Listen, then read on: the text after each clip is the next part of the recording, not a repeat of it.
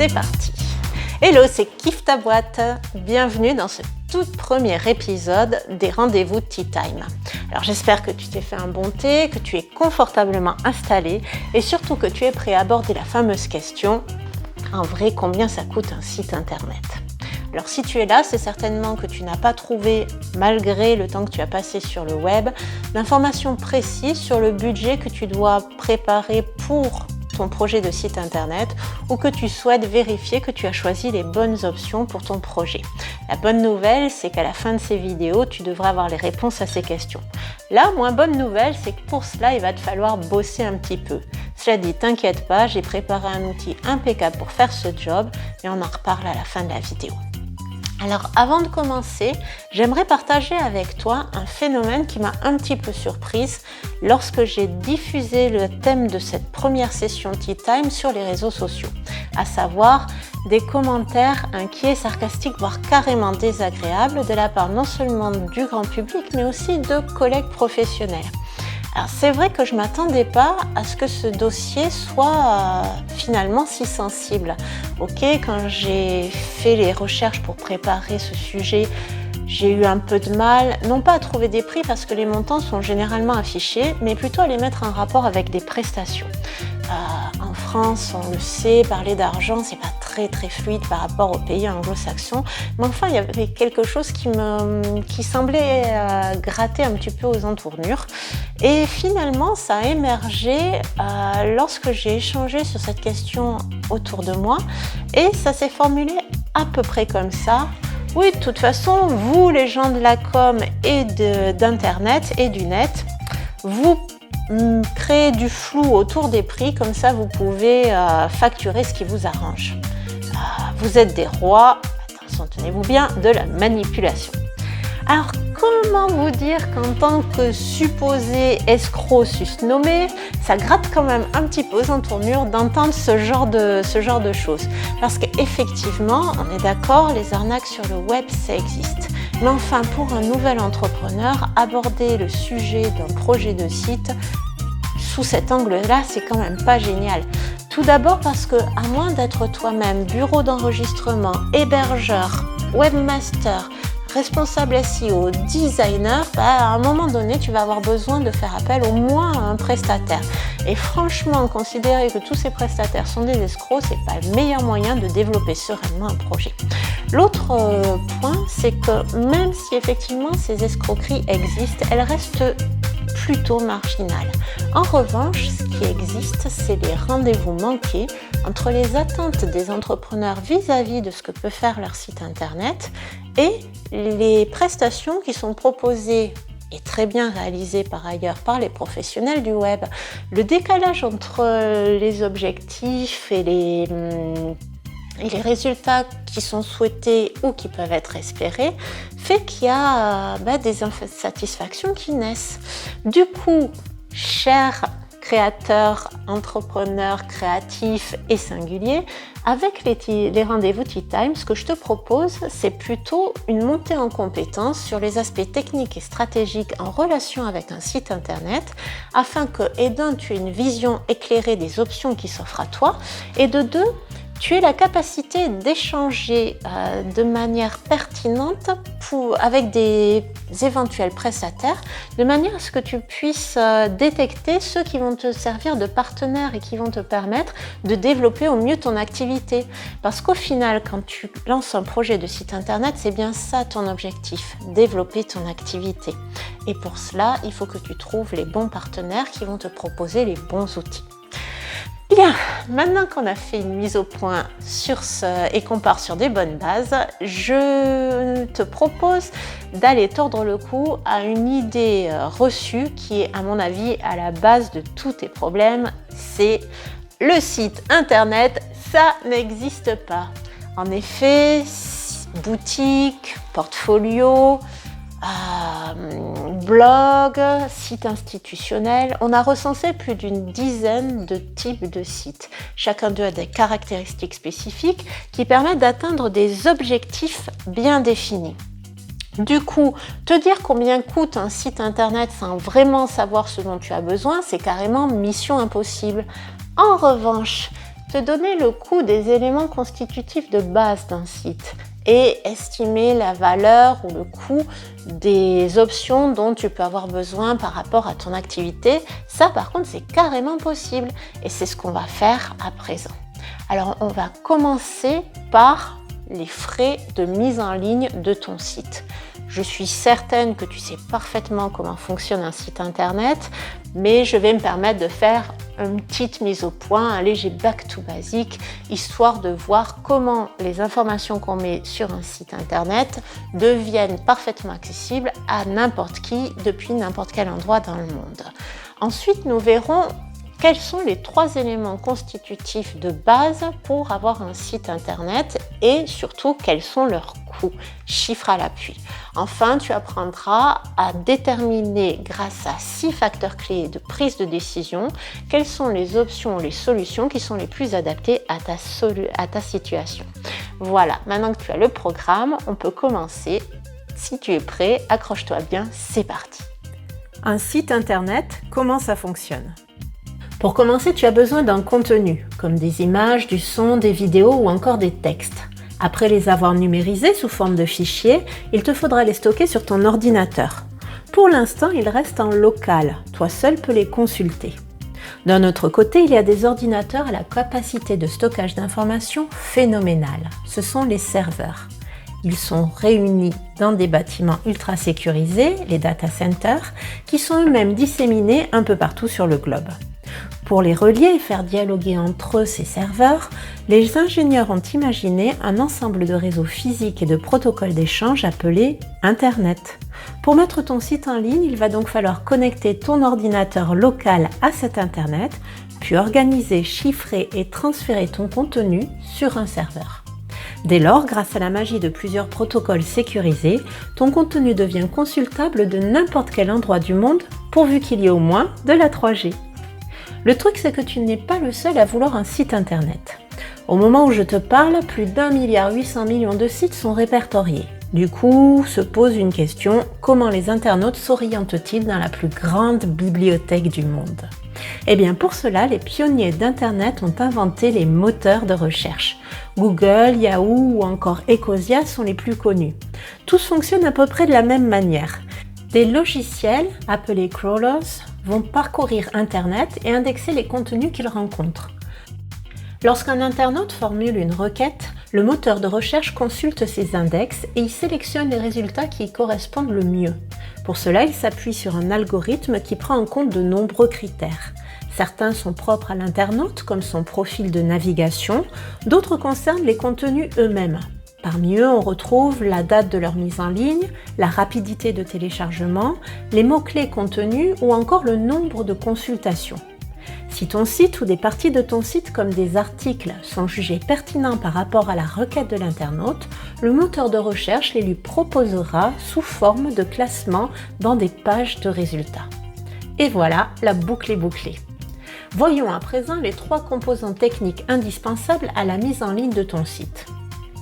Commençons par le nom de domaine. Ce dernier se décompose en 2 éléments. Le domaine de 2e niveau. Il peut s'agir du nom de ta marque ou d'expressions clés utilisées par tes prospects lorsqu'ils lancent une recherche. Les mots qui composent le nom de domaine peuvent être séparés par des tirets pour faciliter leur mémorisation par le public. Ensuite, on retrouve l'extension. .com, .fr, .org, à toi de choisir. Elle a plutôt un rôle marketing que technique. Le nom de domaine agit comme une adresse postale. Lorsque l'internaute le tape directement dans la barre de navigation Internet, Safari, Chrome, Firefox, il va atterrir sur ton site.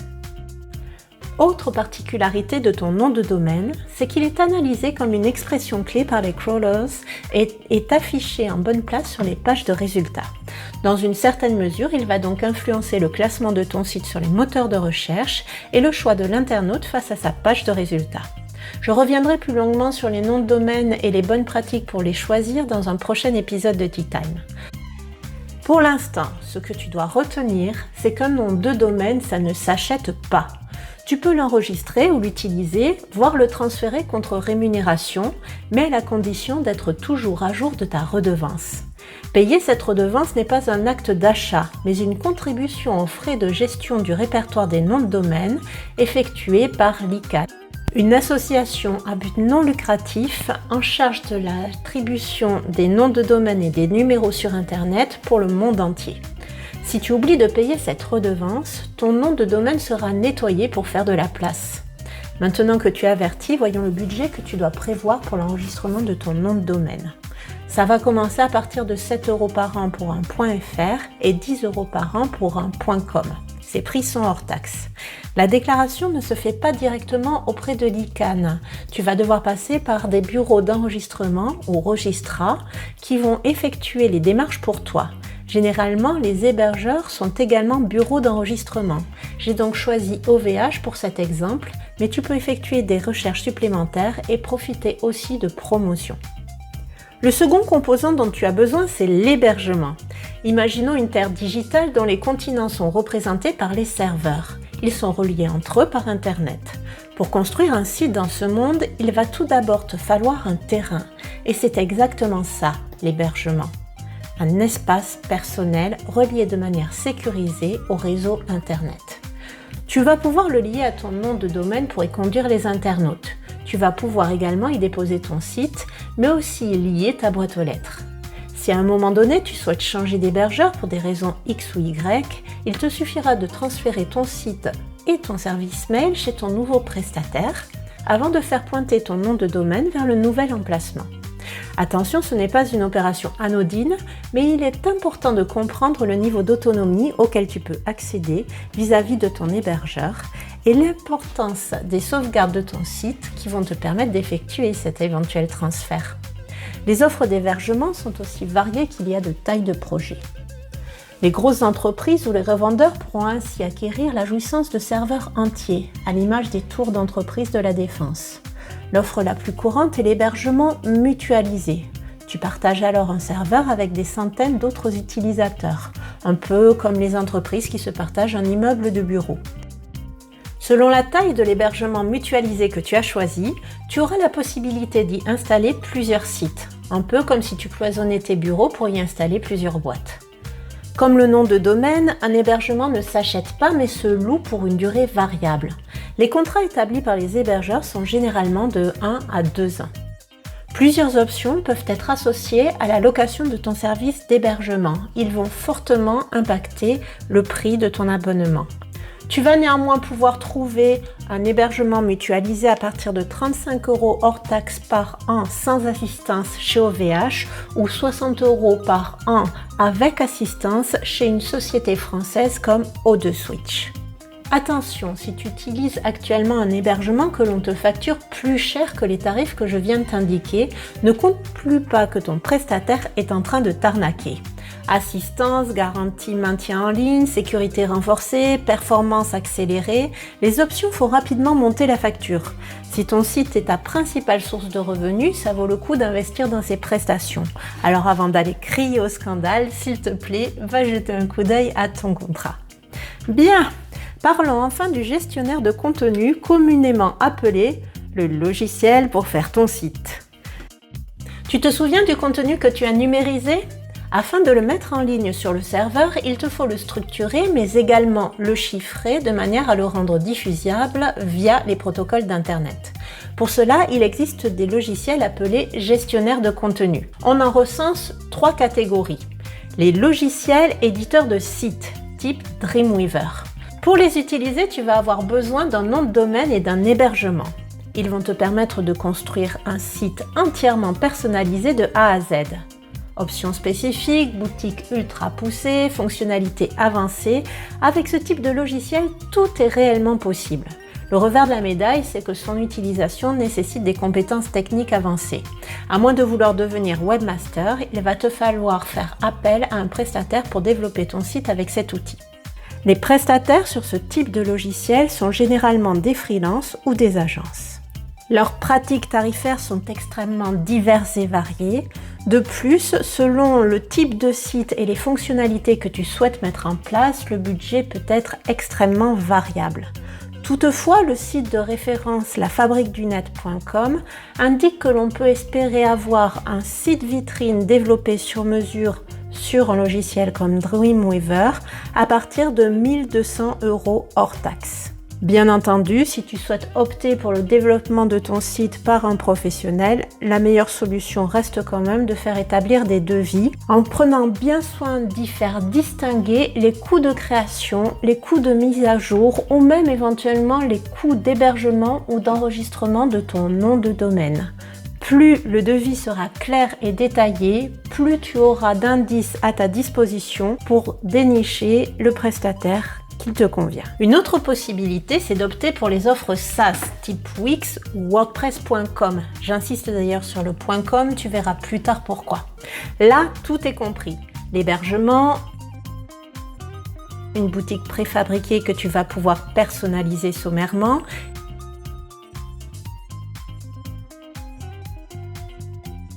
et un nom de domaine comprenant leur propre marque. L'avantage de ces offres, c'est leur ultra simplicité. Tu peux démarrer sans aucune compétence technique et le coût est imbattable puisque tu paies 0 € pour un site vitrine chez Wix.com. L'option e-commerce est payante en revanche. Je t'entends déjà penser, gratuit c'est suspect. Dans ce cas-là, pas forcément. La contrepartie de ce service, c'est que lors de l'évolution de tes besoins, tu deviennes un client payant. Ainsi, l'option de nom de domaine personnalisé est à 6,60 € par mois, on est toujours en hors taxe, et l'option e-commerce est à 20,40 € par mois. Le tout indéfiniment. À toi d'estimer le niveau d'indépendance que tu souhaites conserver. Enfin, troisième possibilité, opter pour la création de ton site via un CMS open source. Ce terme barbare signifie simplement que ces logiciels sont mis gratuitement à la disposition du public. WordPress.org ou PrestaShop en sont les principaux représentants. Pour les utiliser, tu vas avoir besoin d'un nom de domaine et d'un hébergement assorti d'une base de données. Elle est comprise dans les tarifs d'hébergement que j'ai évoqués plus haut. Lorsque tu vas installer ton CMS sur ton hébergement, pas de panique, aujourd'hui les hébergeurs font ça en un clic, il va créer un site préfabriqué avec les fonctionnalités de base comme avec la formule SaaS. Du coup, tu vas me demander quel intérêt d'utiliser ce système plutôt que l'autre. La différence, c'est que grâce à des extensions complémentaires, tu vas pouvoir pousser très loin la personnalisation de ton site internet en ajoutant des fonctionnalités parfois extrêmement complexes. Ces extensions sont souvent gratuites ou à coût restreint et demandent un apprentissage technique très sommaire. Pas besoin d'apprendre à coder dans la majorité des cas. Le budget à prévoir est de 47 € par an pour l'hébergement et le nom de domaine, hors éventuelle extension payante. Bien, nous avons fait le tour des frais techniques de mise en ligne et je te vois venir. Tu te demandes pourquoi opter pour une autre solution si tu peux avoir un site à 0 €. D'abord parce que 0 € c'est le prix d'un certain type de site délivré dans certaines conditions. Il est possible que cette solution corresponde effectivement à tes besoins. Mais c'est tout de même plus prudent de t'en assurer, histoire d'éviter le fameux décalage entre attentes et résultats que j'évoquais en introduction. Donc, pour évaluer d'un point de vue technique la solution qui répondrait le mieux à ton profil, je te propose de t'appuyer sur 6 critères. Numéro 1, non pas le prix, mais l'offre, à savoir ce qui va être délivré et dans quelles conditions. Et on commence avec le logiciel éditeur de site de type Dreamweaver. Pour cela, tu vas avoir besoin d'un nom de domaine et d'un hébergement. Donc, quoi qu'il en soit, ce sera 42 € par an, aussi longtemps que tu souhaiteras maintenir ton site en ligne.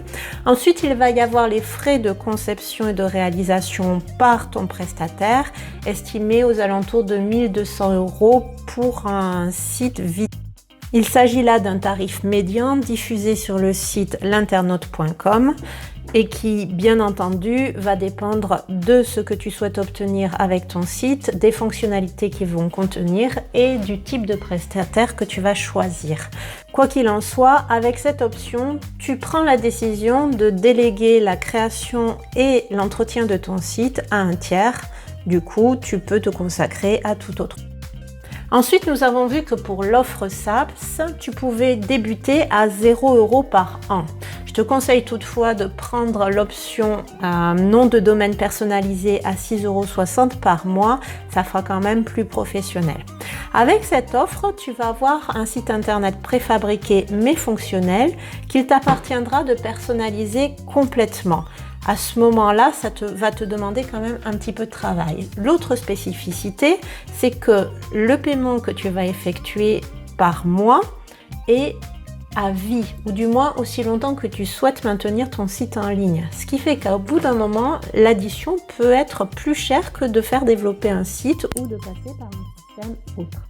Enfin, avec le CMS type WordPress ou PrestaShop, tu vas avoir 42 € par an hors taxe de frais pour le nom de domaine et l'hébergement. Avec cette offre, ce que l'on te propose, c'est d'avoir une boutique préfabriquée que tu vas pouvoir personnaliser de manière extrêmement poussée, à l'aide de modules ou d'extensions. Le truc, c'est que quoi qu'il en soit, il va te falloir relever tes manches et mettre les mains dans le capot de ton site. Comme précédemment, cette offre va te demander un investissement en temps assez important, mais plutôt minime d'un point de vue financier, avec le gros avantage de te permettre d'être assez autonome. Mais on y vient ensuite. Critère numéro 2, la gouvernance. Nous avons vu que tu n'es pas proprement parlé le propriétaire de ton site. En revanche, être libre de changer de partenaire pour l'enregistrement, l'hébergement ou l'évolution de ton site permet de protéger ton indépendance technique, mais surtout tarifaire. La renonciation à cette dépense est le prix à payer pour certaines solutions de mise en ligne vues au-dessus. À toi de te demander si ton site constitue une pièce essentielle de ton processus de vente et du capital de ton entreprise comme dans une activité 100% en e-commerce. Si la réponse est oui, je t'encourage vraiment à privilégier les solutions qui te permettent de conserver cette indépendance. À savoir, dans la mesure où tu as mis tout ça au clair avec l'agence qui développe ton site, la solution du logiciel éditeur de site ou le CMS type WordPress ou PrestaShop. Avec la solution SaaS comme Wix, si tu quittes ce service, tu perds l'ensemble des informations que tu y as intégrées.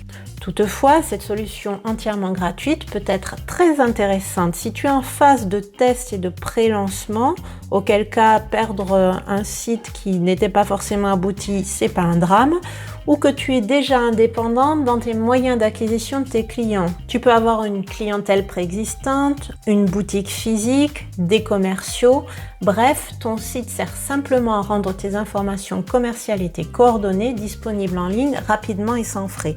C'est d'ailleurs souvent le cas pour les restaurants par exemple.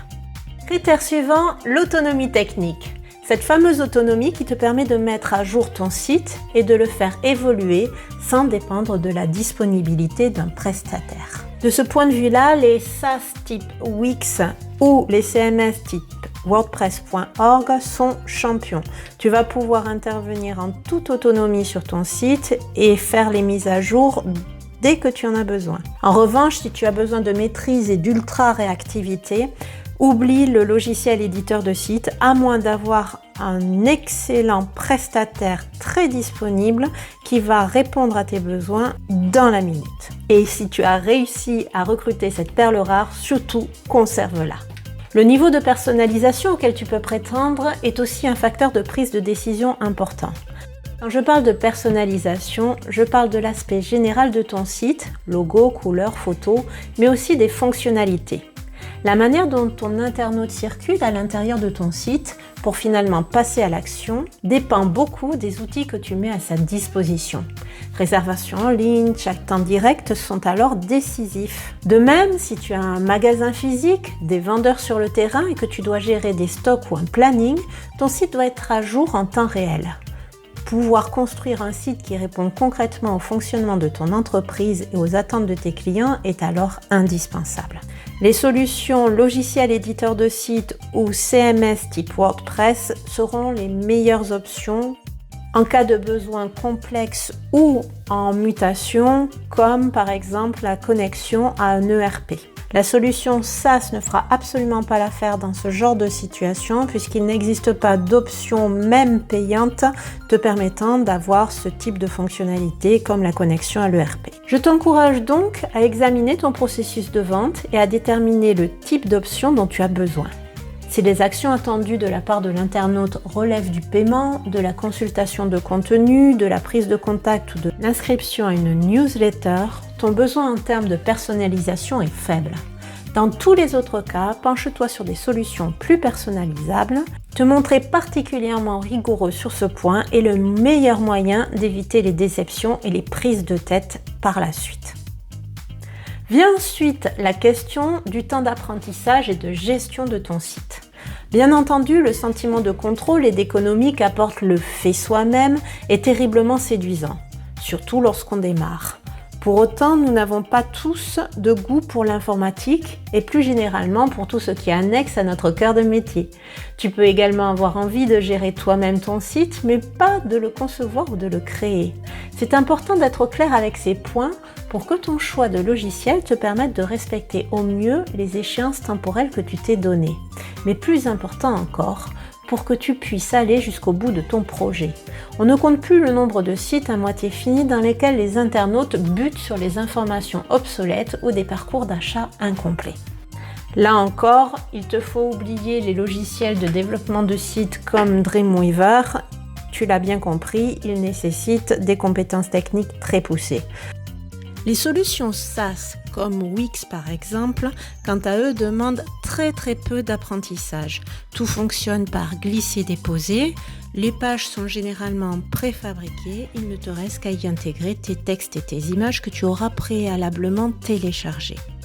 Le revers de la médaille, bien sûr, c'est que le niveau de personnalisation reste quand même relativement restreint.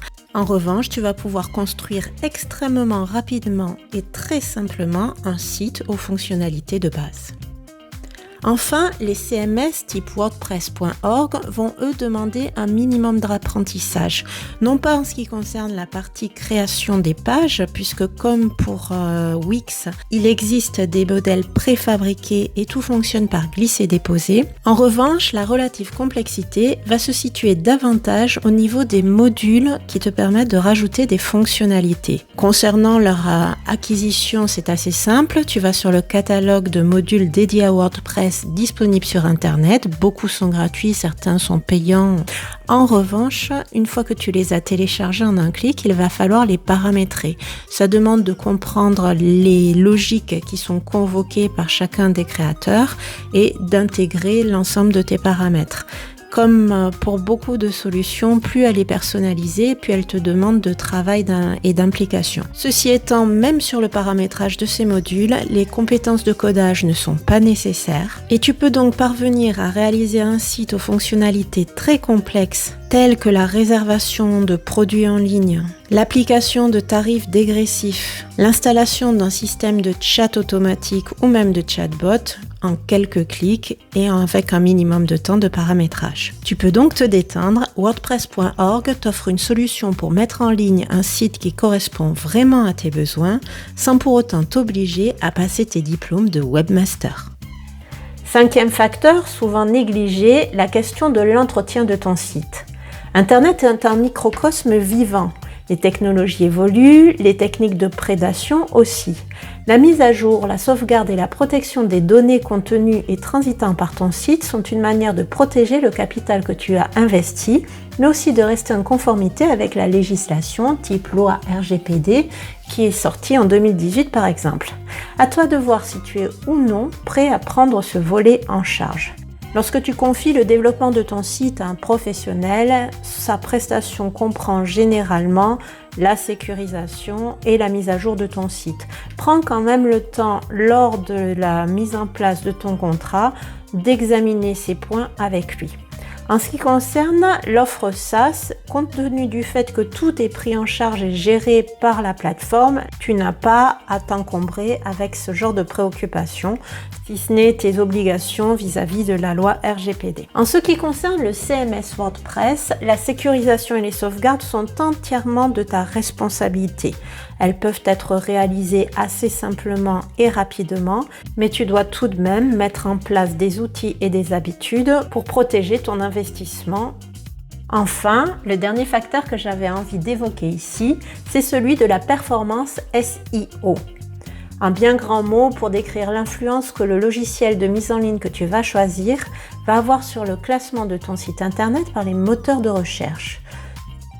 Sur ce point, en fait, je vais botter en touche. Tout simplement parce qu'arriver en première position sur une page de recherche, sans faire de pub bien sûr, c'est top. Mais pour parvenir à ce résultat, plusieurs facteurs doivent être combinés. Et le choix du logiciel gestionnaire de contenu n'en est qu'un parmi tant d'autres. Donc de ce point de vue-là, tu peux te détendre, laisse les querelles de clocher de côté et concentre-toi sur la solution qui répond le mieux aux 5 critères évoqués précédemment. Comme promis, je t'ai préparé une fiche d'évaluation qui te permettra de prioriser tes besoins et de choisir la solution qui te correspondra le mieux. Tu peux la télécharger juste en dessous. Pour l'utiliser, tu vas commencer par attribuer 5 points dans la ligne Offre à la solution qui te semble la plus pertinente. Ensuite, tu vas classer les 5 critères de prise de décision que sont la gouvernance, l'autonomie technique, la personnalisation, le faible temps d'apprentissage ou l'absence d'entretien, en attribuant un score de 5 aux critères qui te semblent le plus important, pour arriver au score de 1 pour le critère qui a le moins d'importance à tes yeux. Ça va, jusque-là tu suis? Si ce n'est pas le cas, mets pause sur la vidéo et reviens en arrière. La manipulation y est illustrée. Étape suivante, tu vas multiplier le nombre d'étoiles présentes dans chaque colonne par le score que tu as attribué à chaque critère. Ainsi, la solution site développeur pour le critère gouvernance a 2 étoiles. Attribuer le score de 2 à ce critère de prise de décision, 2 x 2, eh oui, ça fait 4. Donc, on va se retrouver avec un score de 4 pour le site développeur concernant la gouvernance. Tu reproduis ce calcul pour toutes les solutions et l'ensemble des critères de sélection. Et en passant, tu révises tes tables de multiplication. Elle n'est pas belle la vie? Enfin, il ne te reste plus qu'à additionner les scores de chaque colonne. Le chiffre le plus fort indique la solution qui est la plus adaptée à tes besoins et à ta situation. Je parle ici d'un point de vue uniquement technique, car tu t'en doutes, le prix d'un site internet ne repose pas uniquement sur la solution technique que l'on a choisie pour le mettre en ligne. Et c'est d'ailleurs ce que nous allons voir dans la prochaine vidéo Tea Time. J'examinerai avec toi la question des frais de fonctionnalité. Frais bancaires, boutique en ligne, emailing automatique, sécurité, réservation en ligne, toutes ces options indispensables à l'atteinte de certains objectifs ont un coût que nous allons analyser en détail. Si tu as encore des questions sur cette vidéo, je te donne rendez-vous sur le groupe Facebook Tea Time pour les poser et faire avancer d'autres entrepreneurs créatifs et singuliers comme toi. C'est le moment pour toi de passer à l'action en remplissant le tableau récapitulatif et de commencer à répondre à la question: mon site internet, combien va-t-il me coûter? Je te dis à bientôt pour le prochain épisode Tea Time. N'oublie pas de t'être reconnaissant pour le temps que tu as accordé au développement de ton projet. Passe une belle journée et surtout, kiffe ta boîte.